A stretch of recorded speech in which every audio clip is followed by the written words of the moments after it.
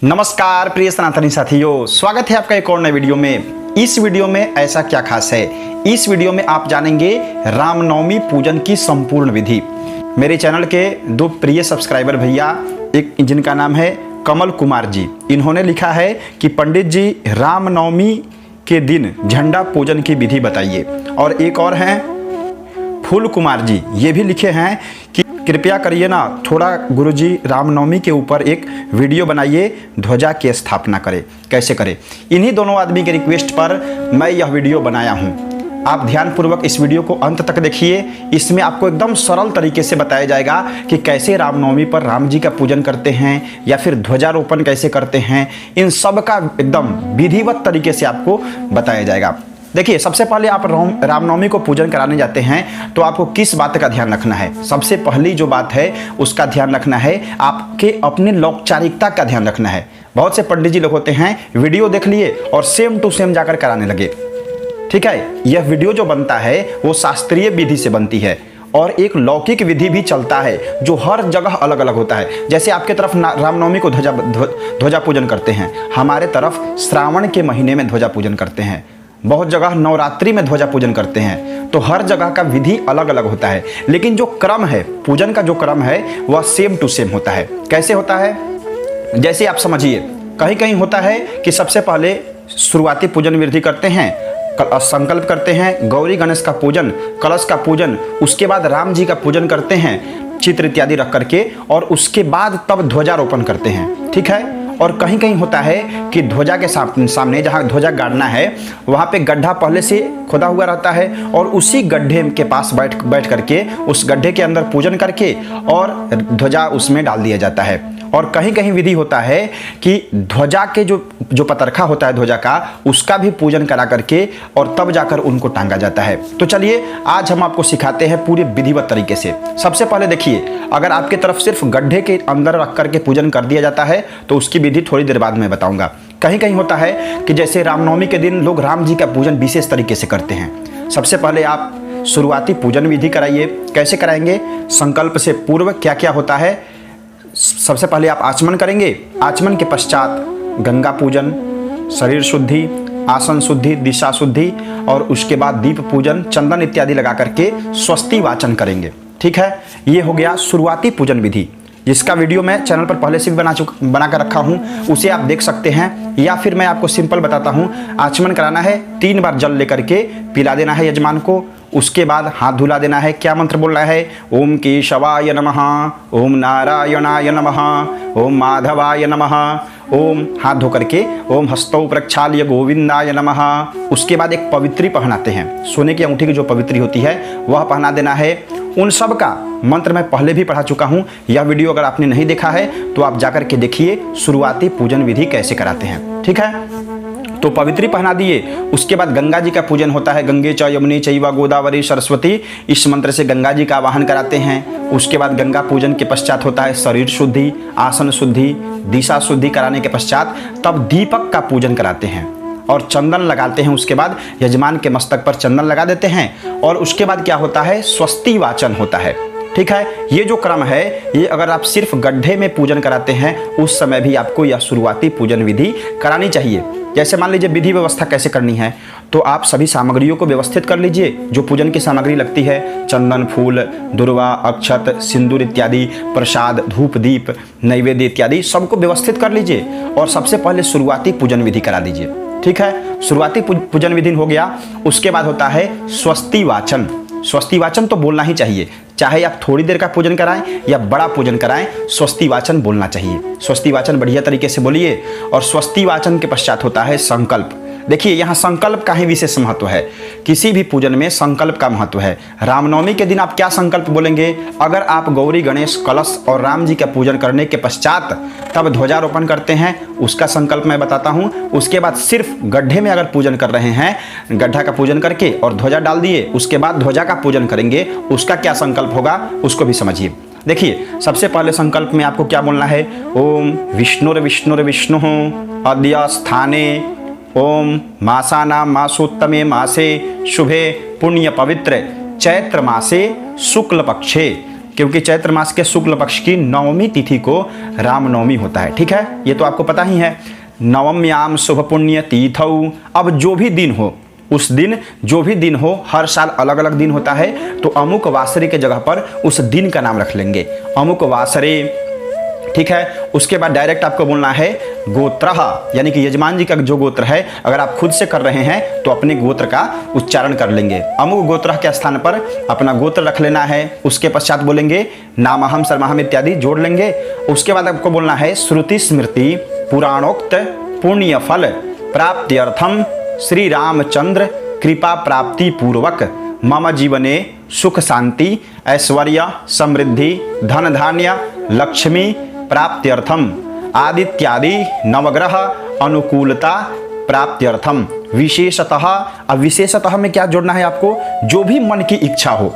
ठीक है, जैसे ध्वजारोपण क्या किस लिए करते हैं, ध्वजारोपण बहुत से घरों में इसलिए होता है ताकि घर की सुरक्षा रहे। और ध्वजा में हनुमान जी का पूजन होता है। ठीक है, बहुत जगह ध्वजा में हनुमान जी का पूजन होता है, बहुत जगह भैरव जी का पूजन होता है, और बहुत जगह ध्वजा में राम जी का भी पूजन होता है। तो आपको ध्वजा में किनका पूजन कराना है, इस बात का आपको ध्यान देना है। अगर आप राम जी का पूजन करा रहे हैं तो आप बोलेंगे समस्त मनोभिलषित कामना सिद्ध्यर्थम राम सपरिवार पूजन पूर्वक ध्वजारोपणम ध्वजोपरि श्री राम सपरिवारस्य पूजनम अहं करिष्ये। अगर हनुमान जी का पूजन कर रहे हैं उस पर तो बोलेंगे, सिर्फ लास्ट वाला चेंज कर देना है, बाकी सब वैसे ही होगा। श्री रामचंद्र पूजनम श्री राम सपरिवार पूजनम, और ध्वजा स्थापन पूर्वक ध्वजोपरि, ध्वजा के ऊपर आपको कौन से हनुमत देवता पूजनम अहं करिष्ये, भैरव पूजनम अहं करिष्ये, केवल लास्ट वाला चेंज हो जाएगा। ठीक है, बीच वाला जो संकल्प है वो एकदम सेम टू सेम होगा। जो पहले आप बोले हुए हैं संकल्प, वैसे ही संकल्प सभी रहेगा, बस लास्ट वाला चेंज हो जाएगा। अब इतना संकल्प बोल दिए, उसके बाद आपको क्या बोलना है, इसी संकल्प में जोड़ देना है तदंगत्वेन गणेशांबिका पूजनम कलश पूजन पूर्वक राम सपरिवार पूजनम आरार्तिक्यम क्षमापनम अहं करिष्ये। अगर गौरी गणेश और कलश का पूजन करा रहे हैं तो ये सब जोड़ना है।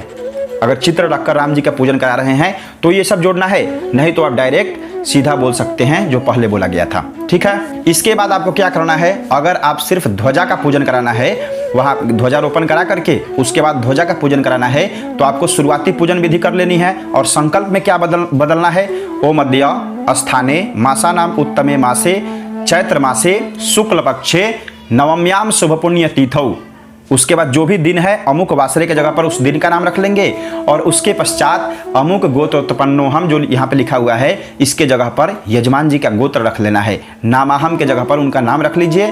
उसके बाद बोलना है श्रुति स्मृति पुराणोक्त पुण्य फल प्राप्त्यर्थम मम गृहे सर्वविध कल्याणार्थम गृह सुरक्षा प्राप्ति पूर्वक राम कृपा प्राप्त्यर्थम सुख शांति ऐश्वर्य समृद्धि धन धान्य स्थिर लक्ष्मी प्राप्त्यर्थम ध्वजारोपण पूर्वक ध्वजोपरि राम सपरिवारस्य पूजनम, या अगर हनुमान जी का पूजन कराना है तो हनुमत पूजनम, या भैरव जी का पूजन कराना है तो भैरव पूजनम अहं करिष्ये। इतना बोल करके संकल्प आपको कहाँ रखना है, उसी गड्ढे के सामने बगल में रखना है संकल्प। अगर आप गौरी गणेश का पूजन करा रहे हैं कलश इत्यादि का, तो वहाँ गणेश जी के नज़दीक में संकल्प को रख देना है। ठीक है, इतना कर दिए। उसके बाद अब सिंपल विधि है, अगर आप गौरी गणेश का पूजन कराना है तो वहाँ गौरी गणेश का पूजन करा दीजिए। उसका भी वीडियो मेरे चैनल पर आपको उपलब्ध है।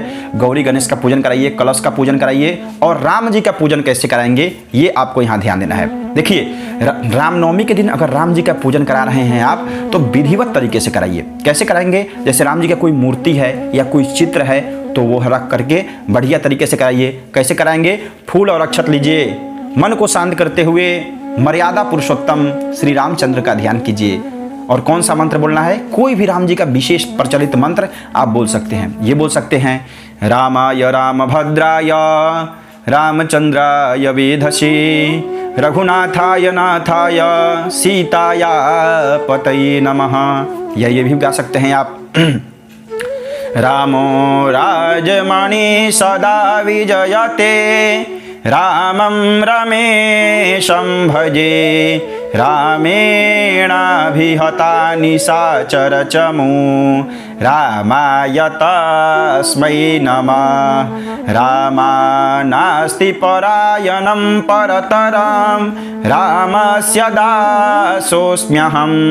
रामे चित्तलय सदा भवतु मे हो राम मामुद्धर। ये भी बोल सकते हैं, अथवा पूरे राम परिवार का अगर ध्यान करना है एक ही साथ में, क्योंकि राम जी के साथ हनुमान जी भी हैं, लक्ष्मण जी भी हैं, उनका पूरा परिवार है, तो कैसे ध्यान कराएंगे?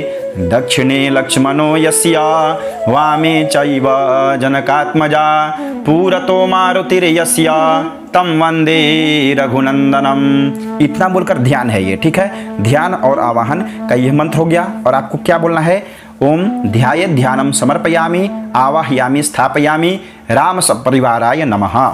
इतना बोल करके उस फूल को राम जी के चित्र के पास अथवा मूर्ति के पास चढ़ा देना है आपको, ठीक है। बस यही प्रक्रिया है। ध्यान करके आवाहन कर दिए, उसके बाद क्या करना है आपको? प्रतिष्ठा करनी है। प्रतिष्ठा के लिए क्या करेंगे? थोड़ा सा अक्षत लेकर मूर्ति पर छोड़िए। ओम मनोजूत्रजुखता माजस्या, ये जो मंत्र है प्रतिष्ठा का ये आपको याद ही होगा, क्योंकि गौरी गणेश के पूजन में ये प्रतिष्ठा वाला मंत्र दिया हुआ है, ठीक है। प्रतिष्ठा कर देनी है। उसके पश्चात क्या करना है आपको? प्रतिष्ठा के पश्चात 4 बार जल देना है। 4 बार, जैसे गौरी गणेश का पूजन होता है ना, सेम टू सेम वैसे ही पूजन कराना है आपको। 4 बार जल चढ़ाइए। 4 बार जल के बाद पंचामृत चढ़ाइए। पंचामृत के बाद 1 बार शुद्ध जल चढ़ाइए। फिर उसके बाद वस्त्र चढ़ाइए। वस्त्र के बाद पुनः 1 बार जल। उसके बाद यज्ञोपवीत चढ़ाइए। फिर 1 बार जल चढ़ाइए। उसके बाद चंदन चढ़ाइए, अक्षत चढ़ाइए, पुष्प फूल की माला बढ़िया तरीके से चढ़ाइए। दुर्वा चढ़ा सकते हैं, बिल्व पत्र, समी पत्र, तुलसी का पत्ता आपको विशेष चढ़ाना चाहिए राम जी के पास। और तुलसी पत्र के बाद आपको अबीर हल्दी चढ़ाइए, सिंदूर चढ़ाइए। उसके बाद इत्र, सेंट, गुलाब जल आप चढ़ा सकते हैं। धूप दीप पर अक्षत छुड़वाइए और उसके बाद बढ़िया तरीके से भगवान राम के सामने भोग लगाइए। भोग श्रद्धा पूर्वक लगाना चाहिए, ठीक है। किसी भी पूजन में श्रद्धा और विश्वास का बहुत महत्व होता है। अगर श्रद्धा से आप पंचोपचार पूजन भी कर देंगे, आप थोड़ा सा भी पूजन कर देंगे, तो उसका फल अनंत गुना हो जाता है। लेकिन अगर बिना श्रद्धा के आप राजोपचार कर दीजिए, कितना भी बड़ा पूजन कर दीजिए, अगर उस पूजन में आपकी श्रद्धा नहीं है तो वो पूजन व्यर्थ है, ठीक है। तो बढ़िया तरीके से श्रद्धा पूर्वक आप भोग लगाइए भगवान को। उसके बाद 4 बार जल दीजिए। भोग के पश्चात, नैवेद्य के पश्चात 4 बार जल दीजिए। उसके बाद पान सुपारी दीजिए, तांबूल, और उसके बाद दक्षिणा चढ़ा करके प्रार्थना कीजिए। प्रार्थना में क्या करेंगे? देखिए, प्रार्थना में यहाँ है राम रक्षा स्तोत्र का पाठ आप कर सकते हैं, अथवा कोई राम जी का, जैसे श्री रामचंद्र कृपालु भजमन, ये गा सकते हैं, ठीक है।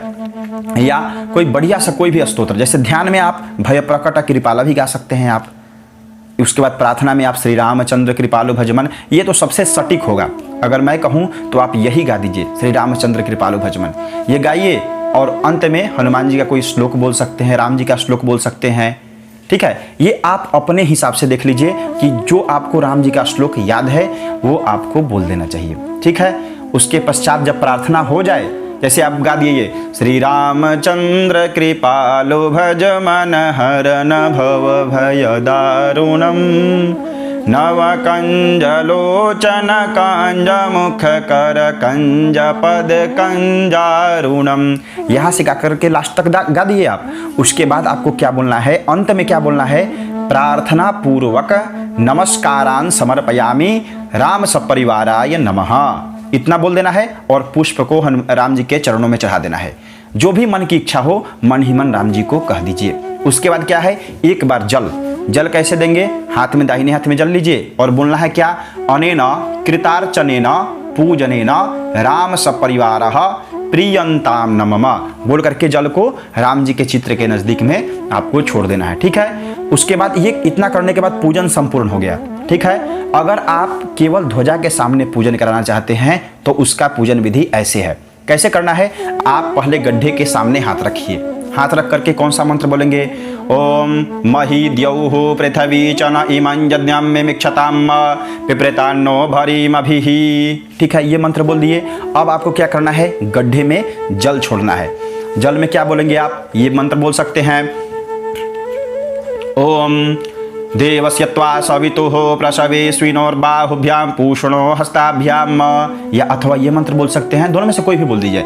आपो हिष्ठामयो भुवस्तान ऊर्जे दधातन महेरणाय चक्षसे, ये मंत्र बोल करके गड्ढे में थोड़ा सा जल छिड़क दीजिए। उसके बाद आपको क्या करना है, एक सिक्का उसमें डलवाना है, फूल चंदन उसमें डालना है। सिक्का डालते हुए कौन सा मंत्र बोलना है, हिरण्यगर्भः समवर्तताग्रे भूतश्च जातः पतिरेक आसीत सदाधार पृथिवीं द्यामुत्ते मां कस्मै देवाय हविखा विधेम। अगर सुपारी एक डालेंगे, सिक्का के बाद एक सुपारी डालिए उसमें, और कौन सा मंत्र बोलेंगे, ओम जत्पुरुखे न, ये बोल सकते हैं। अथवा जाहा फलिनीर्जा अफला अपुष्पाजाश्च पुष्पिनेः बृहस्पति प्रसूतास्तानो मुञ्चन्त्वगोहसः, एक फल सुपारी डाल दिए। उसके बाद फूल चंदन उसमें डालिए। त्वांगंधर्वाय खनस्त्वामिन्द्रस्त्वां बृहस्पतिः त्वामोखधे सोमो राजा विद्वान इक्ष्मादमुच्यत, ये बोल दीजिए। थोड़ा सा उसमें अक्षर डालिए, गड्ढे के अंदर डालना है, ये गड्ढे के अंदर डालने की प्रक्रिया है। ओम अक्षण्णमी मदंत जव प्रियाय धूखत अस्तोखत शोभानवो विप्राणविष्ठयामति जो जानवीन्द्र ते हरि, अक्षर डाल दिए। अब आपको क्या करना है, देखिए ध्वजारोपण से पहले थोड़ा सा आपको उस ध्वजा को, उस जो बांस का ध्वजा होता है, बांस के ऊपर ध्वजा को लगवा देना है।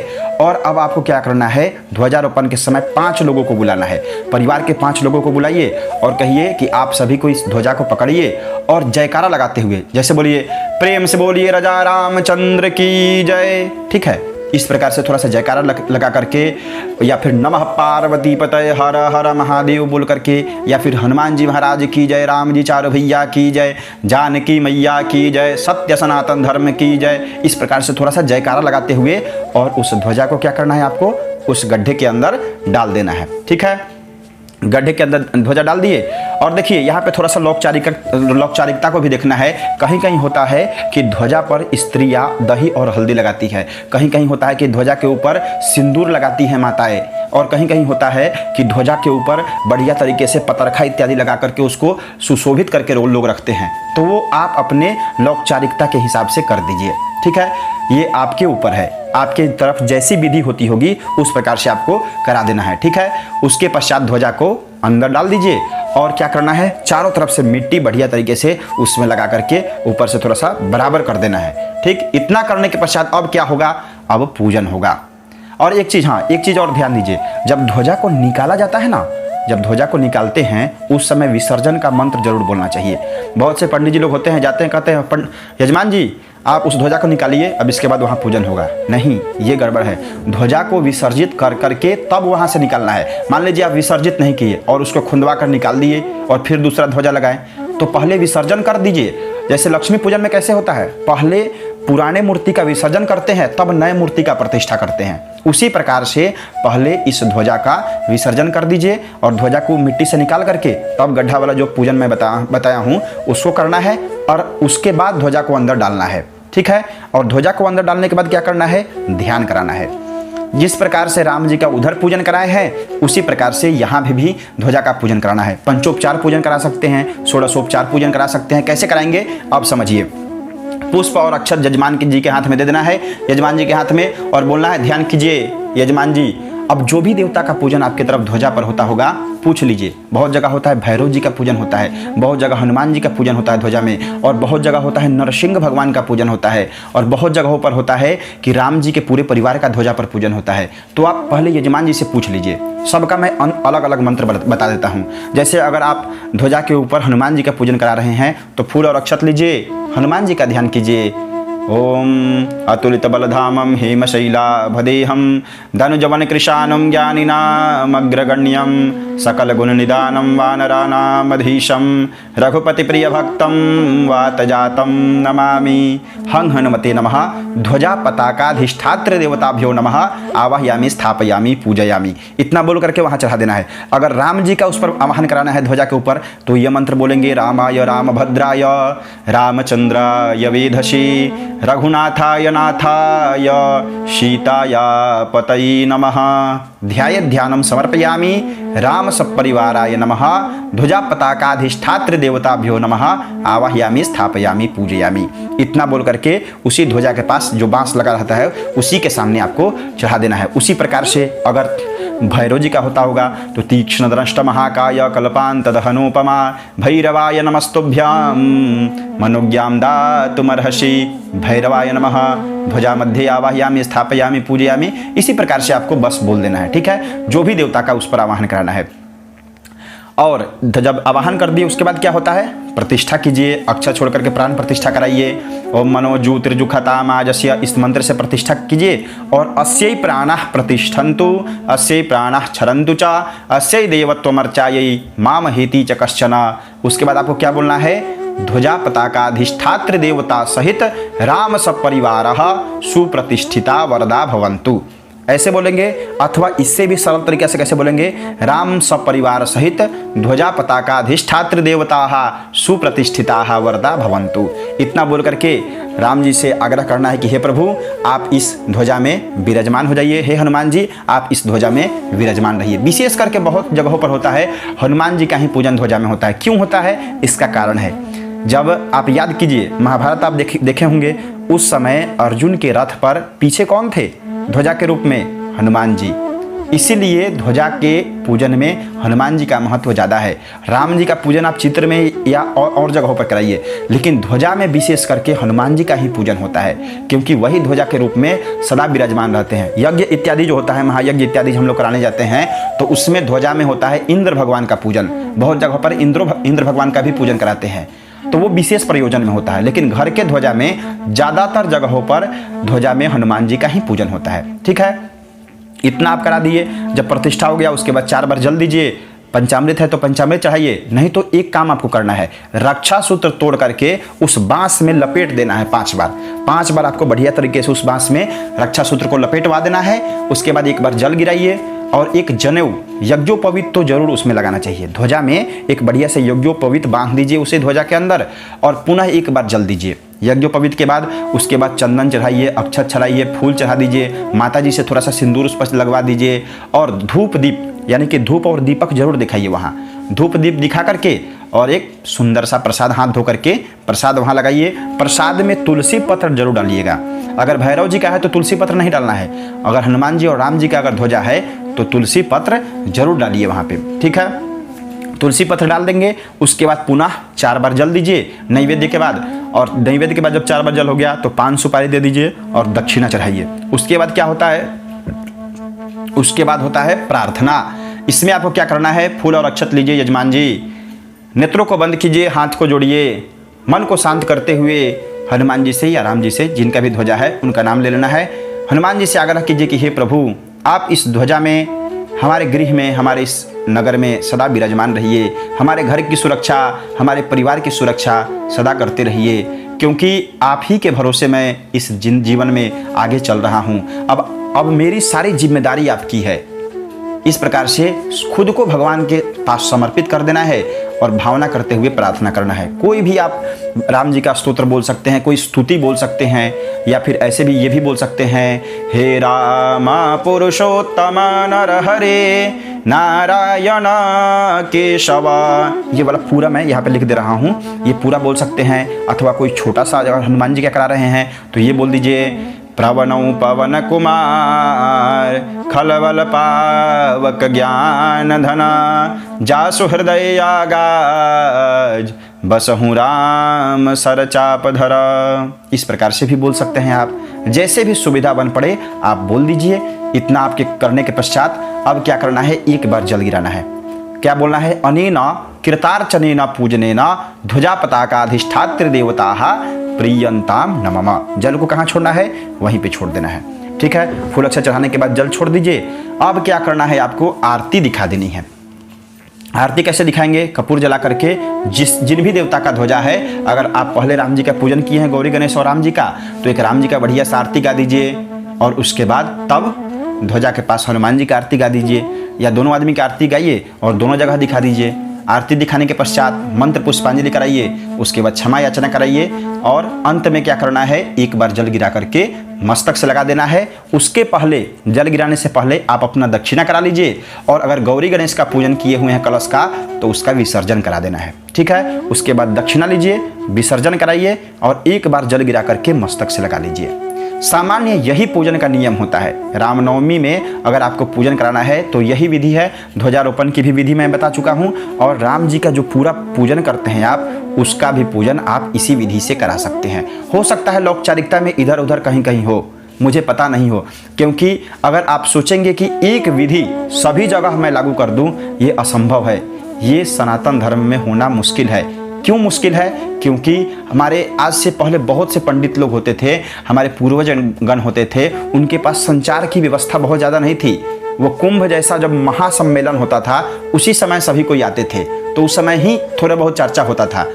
तो अपने अपने जगहों पर पंडित जी लोग अपने अपने सुविधा के अनुसार पूजन व्यवस्था कर रखे हैं। उसको आप एकाएक नहीं बदल सकते हैं, बस धीरे धीरे प्रयास कर सकते हैं, लेकिन जो औपचारिकता है उसको भी साथ में लेकर के आपको चलना है। विशेष अगर किसी प्रकार की मुझसे त्रुटि हो गई हो तो आप कमेंट में जरूर लिखिए और अगर आप किसी और टॉपिक पर वीडियो चाहते हैं उसको भी कमेंट में कीजिए।